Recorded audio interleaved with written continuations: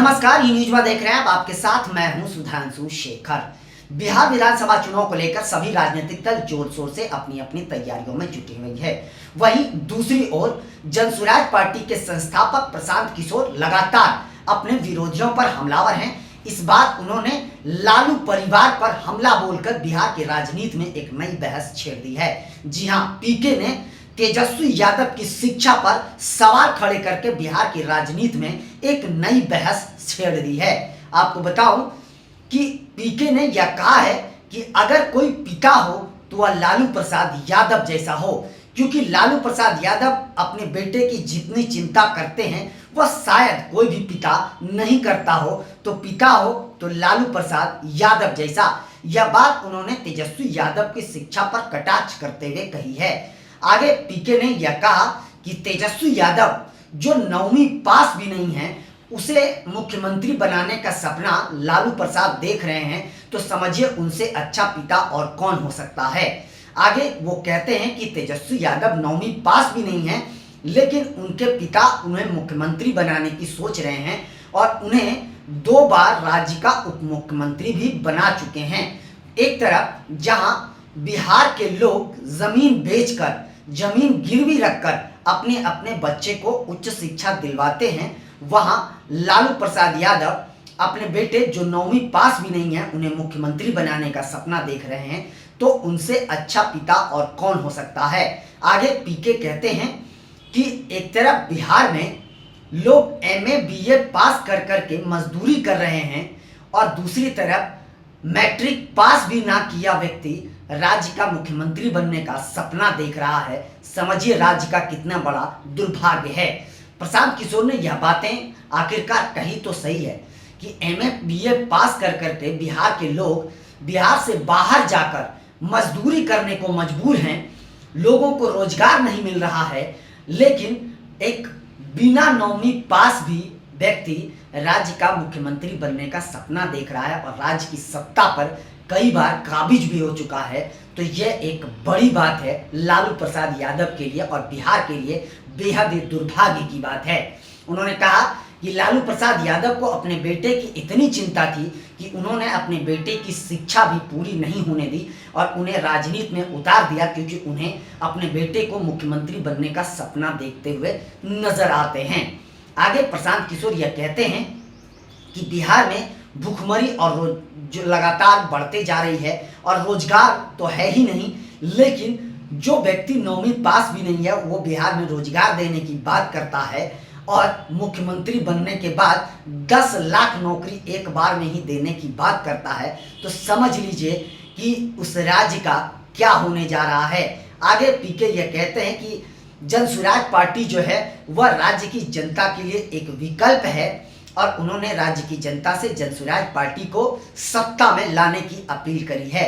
आपको बता दूं कि प्रशांत किशोर लगातार अपने विरोधियों पर हमलावर हैं, कभी वो बीजेपी पर, कभी नीतीश कुमार पर हमला करते हुए नजर आते हैं, लेकिन इस बार उन्होंने आरजेडी परिवार यानी लालू परिवार पर हमला बोलकर बिहार की राजनीति में एक नई बहस छेड़ दी है। जी हाँ, वैसे तो यह मुद्दा पहले भी बहुत बार चल चुका है तेजस्वी यादव के शिक्षा को लेकर, और यह देखिए कि तेजस्वी यादव बिहार के शिक्षा मंत्री भी रह चुके हैं। तो निश्चित तौर पर प्रशांत किशोर ने जो सवाल खड़े किए हैं वो उनके हिसाब से बेहद सही है कि जो व्यक्ति 9वां पास भी नहीं है वह व्यक्ति राज्य का शिक्षा मंत्री रह चुका, राज्य का 2 बार उप मुख्यमंत्री रह चुका, अब राज्य का मुख्यमंत्री बनने का सपना देख रहे हैं, तो निश्चित तौर पर विपक्ष उन पर हमला जरूर कर रहे हैं कि एक यहाँ तक तेजस्वी यादव को लेकर के तो विपक्ष यह तक कह चुके हैं वह मूर्ख आदमी राज्य का मुख्यमंत्री बनने का सपना देख रहा है। जो खुद मूर्ख हो वह राज्य की शिक्षा व्यवस्था की क्या बात करेगा। जी हाँ, यह सवाल लगातार जो है सत्ता पक्ष तेजस्वी यादव पर लगाते रह रहा है। वहीं हालांकि तेजस्वी यादव इस मामले को लेकर कभी कुछ बोले नहीं है, ना ही लालू प्रसाद यादव भी इस पर कोई टिप्पणी करे हैं, लेकिन यह सवाल तो है, सवाल जरूर खड़ा होता है कि जो व्यक्ति, यही लोकतंत्र है, जरा समझिए, जो व्यक्ति 9वां पास, बोर्ड पास भी नहीं है और वो व्यक्ति राज्य का मुख्यमंत्री बनने का सपना देख रहा है और अगर वो राज्य का मुख्यमंत्री बनते हैं तो समझ लीजिए उस राज्य का शिक्षा व्यवस्था किस स्तर तक जाएगा। एक तो पहले बिहार की शिक्षा व्यवस्था बेहद जमीन के अंदर कह सकते हैं गड़ चुका है। राज्य का शिक्षा व्यवस्था पूरी तरीके से ध्वस्त है। बेरोजगारी, भूखमरी और अशिक्षा चरम पर है। और उसके बाद उस राज्य का एक पूर्व मुख्यमंत्री जो 15 साल तक बिहार के सत्ता में रहे, बिहार के मुख्यमंत्री रहे, वो व्यक्ति अपने सुपुत्र को मैट्रिक पास तक नहीं करा पाए। यह कितनी बड़े दुर्भाग्य की बात है। और उसी व्यक्ति को राज्य का मुख्यमंत्री बनने के लिए पूरी ताकत वह पूर्व मुख्यमंत्री झोंक चुके हैं। तो इसलिए सवाल तो उठने लाजमी हैं और लगातार सवाल उठ भी रहे हैं। हालांकि आगे देखिए, तेजस्वी यादव लगातार इन दिनों जो जनता के बीच जा रहे हैं वह नौकरी, पढ़ाई और दवाई 3 मुद्दे को लेकर जा रहे हैं। और वह खुद राज्य की शिक्षा व्यवस्था पर लगातार सवाल उठाते रहे हैं। कल आपको याद होगा बजट सत्र के दौरान विधानसभा में आरजेडी ने शिक्षा की व्यवस्था को लेकर सवाल उठाए थे। हालांकि यह बिहार के लिए, बिहार के युवाओं के लिए, बिहार की शिक्षा व्यवस्था के लिए बहुत अच्छी बात है।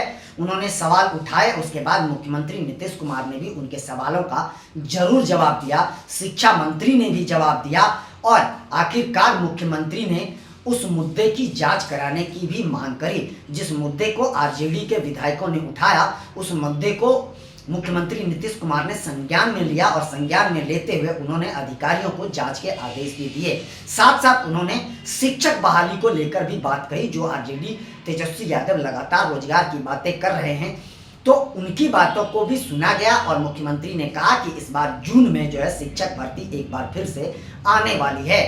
तो नौकरी की बात करने वाले तेजस्वी यादव से पहले नीतीश कुमार ने एक बार नौकरी का फिर से पिटारा खोलने का मन बना लिया है और जून में एक बार फिर से बिहार में वैकेंसी आने जा रही है। तो बिहार के युवाओं के लिए ये एक अच्छी खबर है। तेजस्वी यादव ने जो कल मुद्दा सदन में उठाया वह बेहद गंभीर मुद्दा था और वाकई जनता से जुड़ा मुद्दा था, जिसका लाभ जनता को अब जरूर मिलेगा। कल विधानसभा में पूरा सत्र जो चला वह शिक्षा पर ही चला। यह बिहार के लिए बहुत ही अच्छी बात है। लेकिन अब प्रशांत किशोर ने बिहार की राजनीति में तेजस्वी यादव के शिक्षा पर कटाक्ष करते हुए एक नया उबाल पैदा कर दिया है। जी हां, हालांकि प्रशांत किशोर के बयान के बाद अब तक आरजेडी परिवार की ओर से कोई टिप्पणी नहीं आई है। वहीं आपको बताऊं कि प्रशांत किशोर इन दिनों बेहद एक्टिव नजर आ रहे हैं। वह जनसुराज पार्टी की यात्रा को लेकर लगातार जनता के बीच जा रहे हैं और सरकार की आलोचनाएं कर रहे हैं। साथ साथ जो भी लोग बिहार की सत्ता में काबिज रहे उन लोगों की भी लगातार वो आलोचना करते नजर आ रहे हैं और जनता को, खुद को, जनसुराज को एक विकल्प के रूप में पेश करने की कोशिश में जुटे हुए हैं। और उन्हें अपनी पार्टी से, जनता से यह उम्मीद भी है कि इस बार जनता उन्हें प्यार देगी। हालांकि फैसला तो जनता को ही करना है। वह लाख सवाल उठाते रहे हों, दावे करते रहे हों, लेकिन फैसला जनता को लेना है। प्रशांत किशोर ने यह तक कहा कि उन्होंने बिहार की जनता पर भी सवाल खड़ा किया। उन्होंने यह कहा कि बिहार की जनता एक तरफ जहां जमीन बेच कर अपने अब बेटे को, बेटियों को पढ़ाते हैं, उसके बावजूद भी उनकी मानसिकता ऐसी है कि वह जातिवाद और धर्म पर आकर टिक जाते हैं और उसी के आधार पर वोट करते हैं। यह बिहार के लिए बेहद दुर्भाग्यपूर्ण है। इसलिए बिहार लगातार पिछड़ते भी जा रहा है। और बात यह भी सच है कि बिहार की राजनीति इन दिनों अब भी, आज के दौर में भी जो है वह जाति और धर्म पर ही टिका हुआ है, जिसके वजह से बिहार और भी पिछड़ते जा रहा है। जी हाँ, तो यह सवाल जो प्रशांत किशोर ने उठाया है वह बेहद गंभीर है और बहुत ही सटीक है। इसमें कहीं कोई दो संदेह नहीं है कि बिहार के लोग जब तक नहीं सुधरेंगे, वह जाति धर्म से ऊपर उठकर जब तक वोट नहीं करेंगे, तब तक उनका भविष्य गर्त में ही नजर आएगा।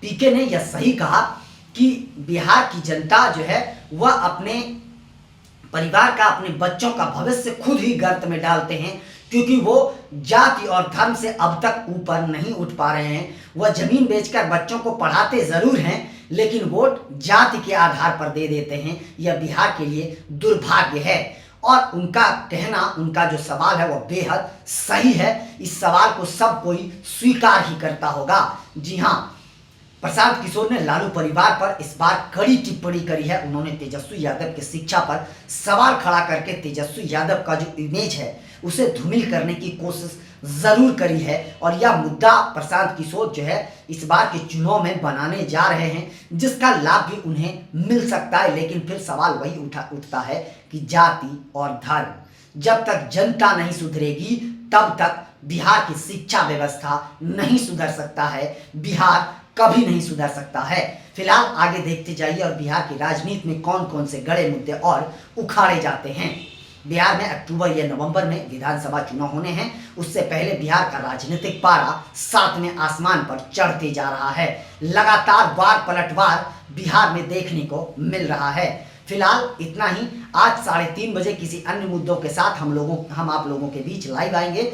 आप लोग भी उस लाइव में ज़रूर जुड़िएगा और आप लोगों से निवेदन है कि चैनल को आगे बढ़ाने के लिए लाइक शेयर सब्सक्राइब के साथ साथ कमेंट करना ना भूलें और आप लोग भी अपना बहुत ज़्यादा ख्याल रखें। तब तक के लिए मुझे दीजिए इजाज़त। आप सभी का तहे दिल से शुक्रिया।